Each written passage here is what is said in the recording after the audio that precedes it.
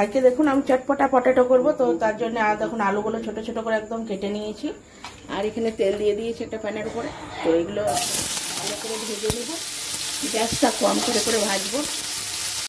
আমি দেখুন এখানে একটা মশলা করে নিচ্ছি। এখানে নিয়েছি বাদাম, চীনা বাদাম, এখানে নিয়েছি বিউলির ডাল, ভাঙা বুটের ডাল, শুকনো লঙ্কা, এটা সামান্য আগে ভেজে নিয়েছি। তারপরে এবার দিব ধনে, মৌরি, কালো জিরে আর জোয়ান, এটাও দিয়ে দেবো। একটু ভালো করে ভেজে নেব। এগুলো সব ভাজা হয়ে গেছে। লাস্টে সাদা তিল দিয়ে দিচ্ছি, এটাও নেড়ে চেড়ে গ্যাসটা বন্ধ করে দেবো।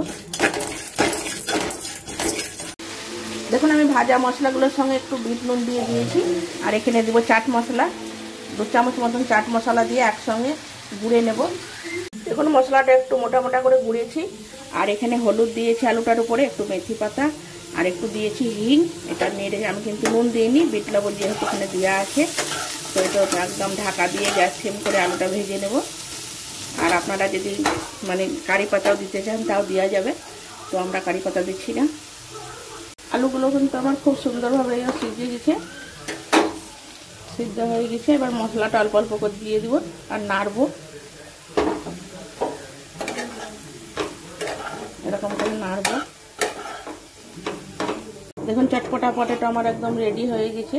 এটা টিফিনেও দেওয়া যায়, বাচ্চাদের বড়দের সবারই টিফিনের সঙ্গেও দেওয়া যায়। আর এটা খেতে খুব সুন্দর হয়, রুটি পরোটার সঙ্গে, লুচির সঙ্গে ভালো লাগে গরম গরম। রেডি হয়ে গেছে।